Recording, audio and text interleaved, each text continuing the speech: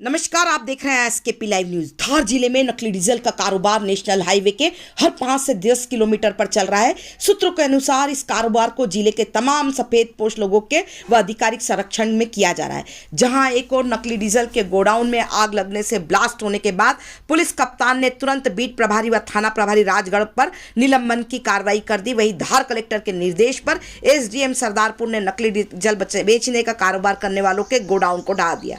इस तरह की कार्रवाई जब जब अवैध रिफिलिंग होती है, ब्लास्ट होते हैं, तब होती है। इसके बावजूद भी नेशनल हाईवे पर यह अवैध नकली डीजल कई जगह बेचा जा रहा है। हाल ही में धार के आसपास नेशनल हाईवे पर खाद्य विभाग के द्वारा धार कलेक्टर पंकज जैन के निर्देशन में नकली अवैध पंप पर कार्रवाई की गई थी, किंतु सूत्रों के अनुसार आधिकारिक संरक्षण में नेशनल हाईवे पर विगत दिनों फिर नकली डीजल का कारोबार वापस फूलने लगा। इस पर खाद्य विभाग पर भी सवाल उठ रहे हैं। उन्होंने हाईवे पर चलने वाले इस अवैध व्यापार का कैसे पता नहीं। सूत्रों की माने तो यह बिना आधिकारिक मिलीभगत के संभव नहीं।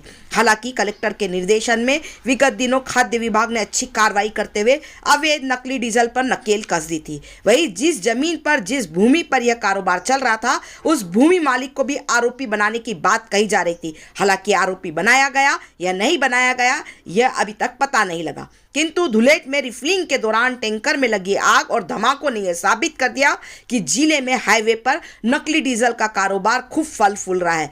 बहुत जल्दी करोड़पति बनने की चाह में कई स्थानीय लोग इस व्यापार से जुड़ गए हैं और अपनी जमीन, गोडाउन किराए की लालच में दे रहे हैं। उन्हें स्थानीय नेताओं का, अधिकारियों का संरक्षण मिलता रहा है। यह हम नहीं कह रहे, यह सूत्र कह रहे हैं कि बिना संरक्षण के इतना बड़ा कारोबार संभव नहीं है। यह भी बताया जा रहा है कि गुजरात के कारोबारी यहाँ आकर झाबुआ धार जिले की बॉर्डर पर अवैध तरीके से नकली डीजल बनाने के बकायदा छोटे छोटे प्लांट लगाते हैं और इस नकली डीजल को सस्ते दामों पर जिले भर में बेचा जाता है। इस पूरे कार्य में बकायदा एक रैकेट काम करता है। इस धंधे के बड़े आका तक पुलिस और प्रशासन की पहुंच नहीं है।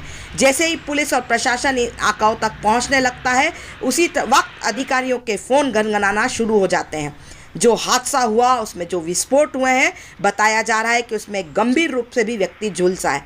यहाँ तकरीबन 7 से 8 लोग रिफिलिंग के दौरान मौजूद थे। जैसा कि सूत्रों ने बताया, यदि इन लोगों की जान चली जाती तो पुलिस और प्रशासन को लेने के देने पड़ जाते। आखिर ये सामग्री कहाँ से आती है, कौन लोग हैं जो ये कारोबार कर रहे हैं, करवा रहे हैं, इसकी जानकारी कैसे नहीं होती अधिकारियों को, खाद्य विभाग को।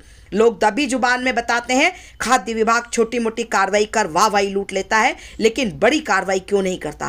खाद्य विभाग हमेशा अमले का रोना रोने वाला, खाद्य विभाग ऐसे बड़े धमाके होने पर चुप्पी क्यों साध लेता है।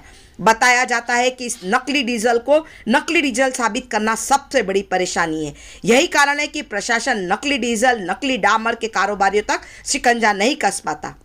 यह पूरा अवैध कारोबार नेशनल हाईवे, स्टेट हाईवे पर धड़ल्ले से चलता है, लेकिन गांधारी की तरह सब कुछ मालूम होते हुए भी आग पर पट्टी बांधे प्रशासन मौन है। इन धमाकों के बाद पूरे धार जिले के हाईवे से अवैध कारोबारियों ने तुरंत अपना सामान समेटकर कुछ दिन के लिए यह अवैध व्यापार वापस बंद कर दिया है। लेकिन फिर प्रशासन की शक्ति खत्म होगी, फिर यह कारोबार फलेगा फूलेगा। फिर साल भर में कई अवैध रिफिलिंग के दौरान आगजनी की घटनाएं होंगी, धमाके होंगे, होते रहे, आगजनी होती रहे, लोग घायल होते रहे, क्योंकि वह भी तो अवैध कारोबारियों के साथ हैं।